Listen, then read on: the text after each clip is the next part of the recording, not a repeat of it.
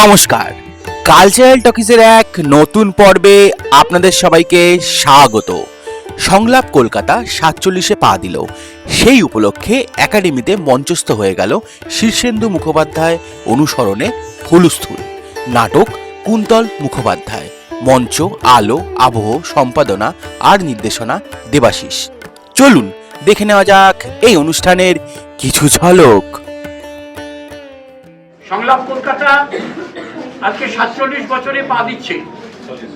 আমরা 1979 সালের 27শে নভেম্বর দল শুরু করেছিলাম এবং আমার পাশে এমন একজন আছেন যার সৌজন্যে সংলাপ কলকাতা প্রথম অভিনয় করতে পেরেছিল বিজন থিয়েটারের 1 মে 1980 সালে নিকোলাই অস্ত্রগোষ্ঠীর হাউস শ্রীনিবাস টেম্পার্ড ইস্পাত শ্রী মেঘনাথ ভট্টাচার্য। আমাদের সৌভাগ্য উনি আমাদের সঙ্গে আজকে আছেন যে ওনার জন্যই কিন্তু আমাদের দলের কাজ প্রথম শুরু হয়েছিল। প্রথম দিন উনি আমাদেরকে মঞ্চ দিয়েছিলেন কাজ করার জন্য, তারপর থেকে নিরন্তর আমাদের সঙ্গে আছেন, আমরা ওর সঙ্গে আছি ওর কাজের সঙ্গে। আর আছেন এখানে আমাদের হৈমন্তী চট্টোপাধ্যায়, আমাদের পশ্চিমবঙ্গ দৃশ্যকলা একাডেমির উনি হচ্ছেন সচিব।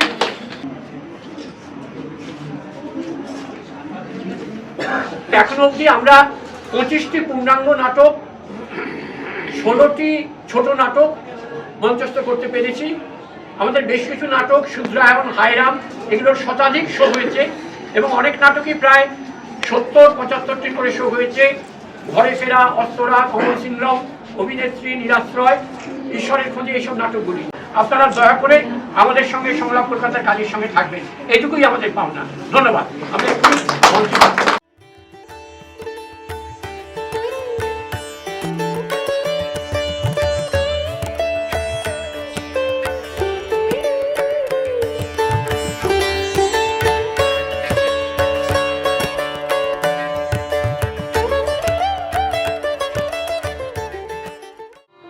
আজ থেকে বহু বছর পর যখন মানুষ মানুষকে আর মারবে না, তখন আমি ওদের কাছে এই জিনিসটা বিক্রি করব আর ওদের বোঝাবো যে দেখো এক সময় মানুষ কত হিংস্র ছিল। সব কথা তো সিরিয়াসলি নিলে চলে। এই তাহলে মান্থলি কত?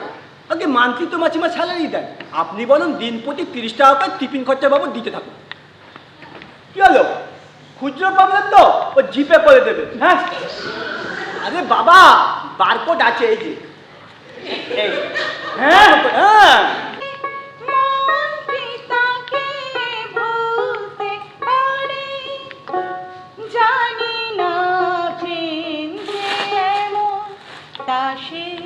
দেশে ঘর হয়ে যায়। ঝিনুক ধোকা দিয়ে চলে যাচ্ছে, মনে মনে চলন্ত ট্রেনের মতোই ঝিনুককে ছেড়ে মানুষ মারতে বেরিয়ে পড়েছে শ্যারো। ভালোবাসার বদলে গন্তব্য এখন হিংসা। তাহলে কেউ হয়ে উঠবে পেশাদার সুপারি কিলার। কি হলো গিয়ে? গজপতি উঠে দরজাটা খুলে দিলেন।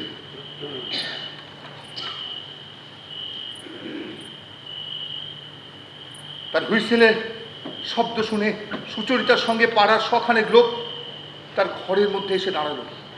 লজ্জায় মাথা হেঁট হয়ে গেল গজপতি।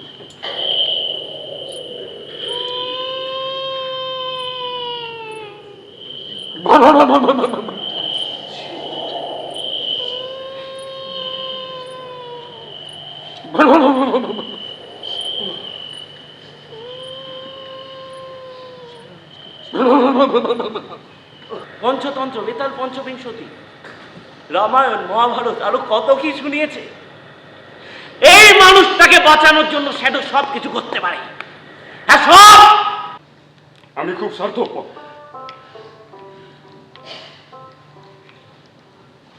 তুমি খুব ভালো শ্যাডো, কারণ তুমি ভুল স্বীকার করতে জানো। তুমি ভালো থেকো ঝিনুক, বাবাকে আর বাড়ির সবাইকে ভালো রেখো। তোমার বিয়ের জন্য বেশ। এ লাট্টু দেখলে তোর শ্বশুর পাগলা হবে, শাশুড়ি পাগলা হবে। এ লাট্টু দেখলে তোর পিসি পাগলা হবে। এ লাট্টু দেখলে তোর ভাইপো পাগলা হবে। এ লাট্টু দেখলে তোর কাজের মাসি পাগলা হবে। এই লাট্টু দেখে বগার স্টলের সামনে ভিড় লেগে গেল মেলায়। লাট্টু যদিও একটা এলেমেলে জিনিস, কিন্তু এমন ঘুরন্ত লাট্টু বাপের জন্মে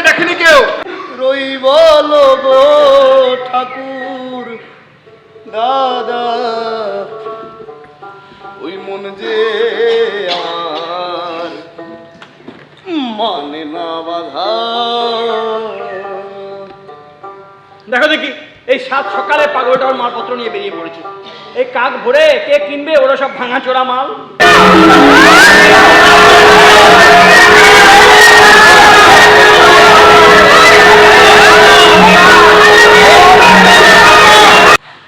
শেষ কোথায়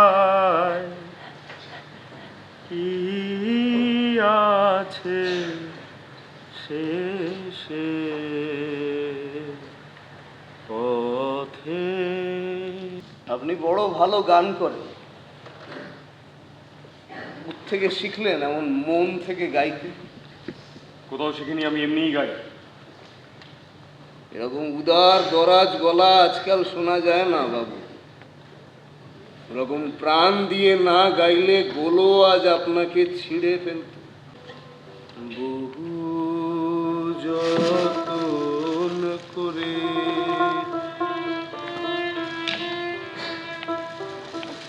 ধুতে হবে,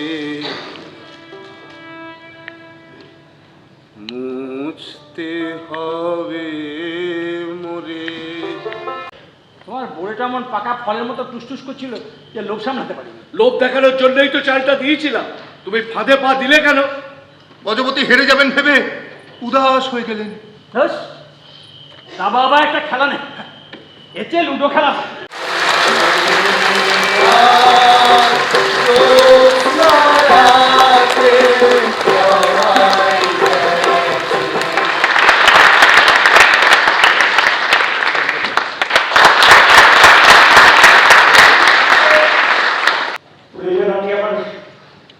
খুবই ভালো লেগেছে।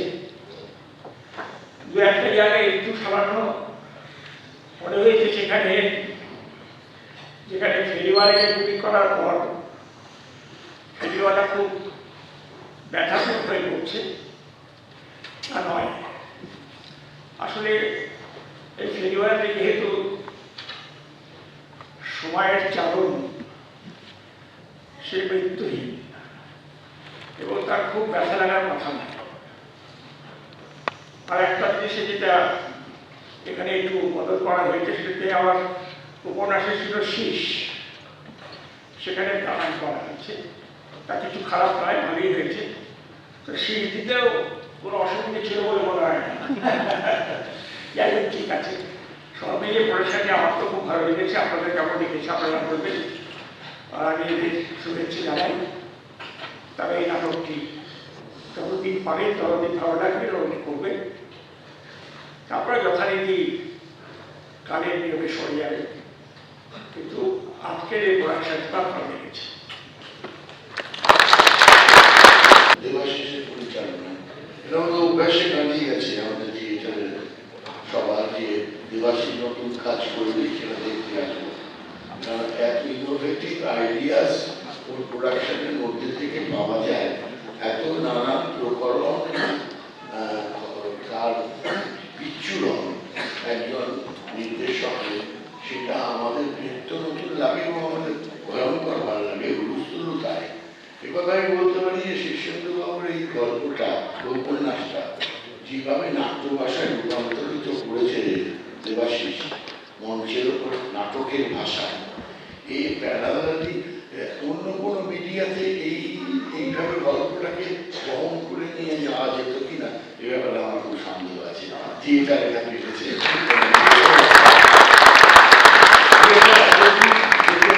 এত ইন্টিমেট হতে পারে, এত জায়গায় চলে যেতে পারে, অন্য কোনো মিডিয়া যেতে পারে না। কেবল লিভিং হিউম্যান বিং কাজ করে বলে, আর আমরা জ্যান্ত মানুষরা দেখি বলে একটা অদ্ভুত বন্ডিং তৈরি হয়ে যায় এই প্রযোজনার সঙ্গে, গল্পের সঙ্গে, সবার সঙ্গে।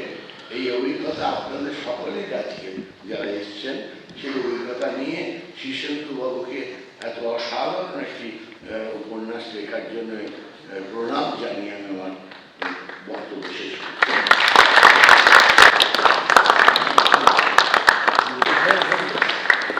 আজকের দিনে, আজ থেকে প্রায় 230 বছর আগে প্রথম বাংলা নাটক হয়েছিল কাল্পনিক সংবোধন। আমরা সেই ডেটটাকে মাথায় রেখে 27শে নভেম্বর আমাদের দলের কাজ শুরু করি 1979 সালে। প্রথম প্রোডাকশন নামে ইস্পাত, নিকোলাই অস্ত্রবসির 80 সালে। তারপর থেকে আমাদের এখনো অবধি আমরা প্রায় 25টি পূর্ণাঙ্গ নাটক এবং প্রায় 16টি তোমার ছোট নাটক অভিনয় করেছি। প্রথম দিককার থেকে এখনো অবধি যেটা আমি বলবো যে আমাদের চারপাশে আমাদের যে দলের সদস্যরা ছিলেন তারা এবং চারপাশের মানুষজন তাদের প্রচুর সহযোগিতা পেয়েছি। আমাদের যারা সিনিয়র নাট্যজন, বিভাস চক্রবর্তী, অশোক মুখোপাধ্যায়, মেঘনাথ ভট্টাচার্য, এরা সকলেই, চন্দন সেন, এরা সকলেই আমাদের যথেষ্ট সাহায্য করেছেন। আমার অরুণ মুখোপাধ্যায়, নীলকণ্ঠ সেনগুপ্ত, এদের কথাও বলছি। এবং যারা তরুণ তাদের কাছ থেকেও, আমার থেকে যারা জুনিয়র তাদের কাছ থেকেও প্রচুর উৎসাহ পেয়েছি। এইভাবে একটা নিরন্তর একটা লড়াইয়ের মধ্যে দিয়ে, সংগ্রামের মধ্যে দিয়ে এই যাত্রাপথটা, 47 বছরের এই যাত্রাপথটা কখনই খুব স্মুথ ছিল না, মানে একদম শর্টশট করে চলে গেছে তা নয়। এমন এক একদিন হয়েছে যে আমরা শোয়ের পরে কান্নাকাটি করেছি যে আর পরে শো করতে পারবো কিনা, কিন্তু ঠিক পরবর্তীকালে কোনো না কোনোভাবে ফাইন্যান্স জোগাড় হয়েছে, আমাদের কেউ না কেউ হেল্প করেছেন, সেরকম করেছেন। এবং আমাদের প্রথম দিকে আমার দলের প্রথম সদস্যরা প্রণব দাশগুপ্ত, পরিতোষ সেনগুপ্ত, এরা প্রচন্ডভাবে সাহায্য করেছেন দলটাকে চালিয়ে নেওয়ার জন্য। এখন যেমন গুরুপদ করছেন, গুরুপদ মিত্র যে কাজটা করছে সেই কাজটা ওরা সময় করেছে। আর আমি চিরকালই এই আমার পাশে ছিলেন শঙ্কর গাঙ্গুলি, হরপ্রসাদ, এরাও ভালো ভালো আমার সঙ্গে সহযোগিতা করেছেন। আমি বরাবরই নাটক লেখা, নাটক প্রোডাকশনের দিকে নজর দিয়েছি এবং চেষ্টা করেছি এমন নাটক করার, এমন কাজ করার যেগুলো সামাজিকভাবে সচেতন নাটক, মানুষের মূল্যবোধের নাটক, মানবিক মূল্যবোধের নাটক, মানুষকে যাতে একটা ইতিবাচক চলার পথে নাট্যচর্চার মাধ্যমে এগিয়ে নিয়ে যাওয়া যায়। আমাদের কাছে নাটক শুধু বিনোদন নয়, এটা একটা শিক্ষার জায়গা। এটার মধ্যে দিয়ে মানুষকে একটু চেতনার জায়গা তৈরি করে দেওয়া, যাতে সে বুঝতে পারে সমাজে তার অবস্থান কোথায়, কিভাবে সে সমাজে চলতে পারে।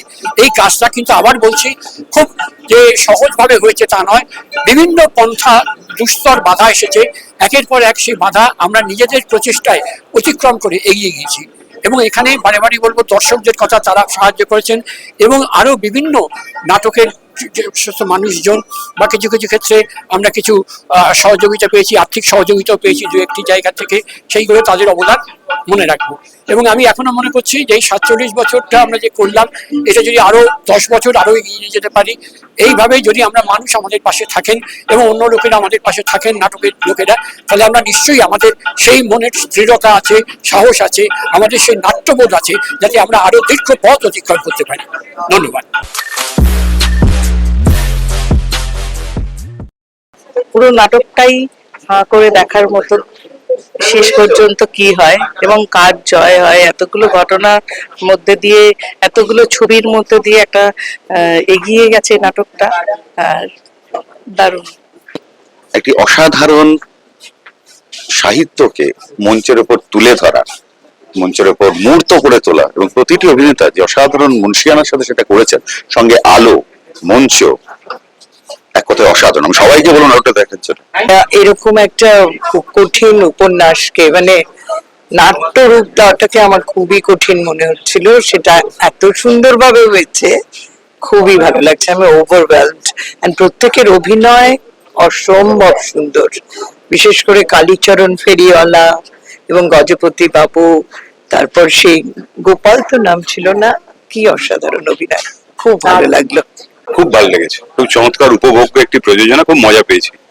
সকলের অভিনয়, বিশেষ করে গানের ব্যবহার খুব ভালো, খুব ভালো লেগেছে, খুব ভালো লেগেছে। প্রত্যেকটা আমরা মানে এক মুহূর্ত চোখ ফেরাতে পারছিলাম না, প্রতিটা ডায়লগ, প্রতিটা ভীষণ ভালো লেগেছে।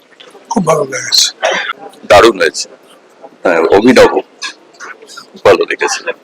আজকে হুডুস্থুল দেখে খুব ভালো লাগলো। ভালো লেগেছে, আমি প্রথম থেকে দেখছি, অনেকবার দেখেছি, মানে যবে থেকে লেখা হচ্ছে তবে থেকে জানি। আমার খুব ভালো লেগেছে। আমি এর আগে খুব একটা নাটক দেখিনি, তবে এর আগে একটা দেখেছিলাম আর এখন একটা দেখলাম, আমার খুব ভালো লেগেছে। খুব ভালো হয়েছে, আর সত্যি গানগুলো খুব ভালো লেগেছে। সবারই, বিশেষ করে প্রত্যেক যারা সিনিয়র ছিলেন তাদের সবারই নাটক খুবই ভালো লেগেছে। অসাধারণ লাগলো আমার, এবং প্রত্যেকের অভিনয় প্রচন্ড ভালো হয়েছে। এবং একটা অভিনয় তখনই সার্থক হয় যখন টিম ওয়ার্কটা ভালো হয়। অসাধারণ টিম ওয়ার্ক, খুব ভালো হয়েছে, খুবই ভালো, কিছু বলার নেই। এই জিনিসটাকে নিয়ে আর কি বলবো, তো আমার ভীষণই ভালো লেগেছে। আর 3 বার দেখলাম, মানে বুঝতে পারছেন তো। আমার এটা নিয়ে 2 বার হচ্ছে, কোনো কিছু বলার অপেক্ষা রাখে না। 12 জানুয়ারি আবার আসবো। অসাধারণ এক কথা। খুব ভালো লেগেছে। অবশ্যই দেবাশিসের নাটক দিয়ে সবসময় নতুন নতুন কিছু পাওয়া যায়, তবে যে মূল চরিত্রে যিনি অভিনয় করেছেন বিতান বাবু সম্ভবত, অসাধারণ, এক কথা অসাধারণ। মানে আমি অনেকদিন পর, গজপতি সম্ভবত, ভীষণ ভালো। এবং কৌশিক কে চিনি বলে না, কৌশিক এর মধ্যে, এবং গানের বিষয়টা যে গেয়েছে পুরোটার মধ্যে, সঙ্গীতের এত সুন্দর একটা মানে পুরো বিষয়টাকে চলমানটাকে নিয়ে গেছে, এটা ভালো লেগেছে। এবং আজকে 47 বছর জন্মদিন, তো আমাদের পক্ষ থেকে অনেক অনেক শুভেচ্ছা অভিনন্দন। সকলে ভালো থাকুন। অসম্ভবই ভালো লেগেছে। কিছু বলার নেই, এটাও আমারও 3বার দেখা এবং বারবার আসবো। যা অভিনয় সবাই করেছে এবং এত মানে একটা মানে কি বলবো, একটা অন্য ইয়েতে অর্ডারতে নিয়ে গেছে সব নাটকের অভিনয়টা, তো কিছু বলার নেই। চমৎকার লেগেছে, আমি তৃতীয়বার দেখলাম। ওইসব কাজকর্ম ভীষণ, তার ইমপ্লিমেন্টেশন অসাধারণ। কেউ কেউ তো বিতান, কৌশিক, কেউ অসাধারণ, সিনক্রোনাইজেশন খুব ভালো লেগেছে। আমি এই নাটকটা কতবার দেখেছি আমার মনে নেই, আমার ভীষণ ভালো লেগেছে। আমি সর্বপ্রথম উপন্যাসটা পড়েছিলাম, সেই উপন্যাসটার থেকে যে এটা এইভাবে হতে পারে আমার মনে হয় না, খুব কম মানুষ মানে ধারণা করতে পেরেছেন। যেভাবে একটা ট্রেনকে উপস্থাপনা করা হয়েছে, বা যেভাবে যে কোনো ছোট ছোট প্রকরণ দিয়ে যে একটা দৃশ্য ফুটিয়ে তোলা হয়েছে, সেটা আমার কাছে ভীষণ ভালো লেগেছে। আমার মনে হয় সব বয়সের মানুষই এটা ভালোভাবে দেখতে পারবে এবং আনন্দ পাবে। দেবাশিসদার নাটক মানেই নতুন চমক থাকবে, সেটা আমরা এতদিনে জেনে গেছি। প্রথম রাজনৈতিক হত্যা, আক্ষরিক, নাটক শুরু হচ্ছে, এগুলো দেখার পর তো হুলুস্থুলু দেখা হচ্ছিল না, অনেক দিন চলে গেছে, কিন্তু আজকে আগে থেকেই স্থির ছিল যে আসবো। এসে সত্যি নতুন চমক পেলাম। হুলুস্থুলু উপন্যাসটি আমার পড়া, তো সেখানে চিত্রনাট্যের প্রয়োজনে হয়তো কিছু পরিবর্তন হয়েছে, কিন্তু সেগুলো খুব সামান্য, বাকিটা অভিভূত হয়েছি। সবকিছু মানে মিউজিক, আলো, মঞ্চ, অভিনয় অসাধারণ। এবং দেবাশিসদার নাটকের পরম পাওয়া হচ্ছে গান, সেটা আবারও নতুন করে পেলাম, একবারে মন ভর্তি করে বাড়ি ফিরছি।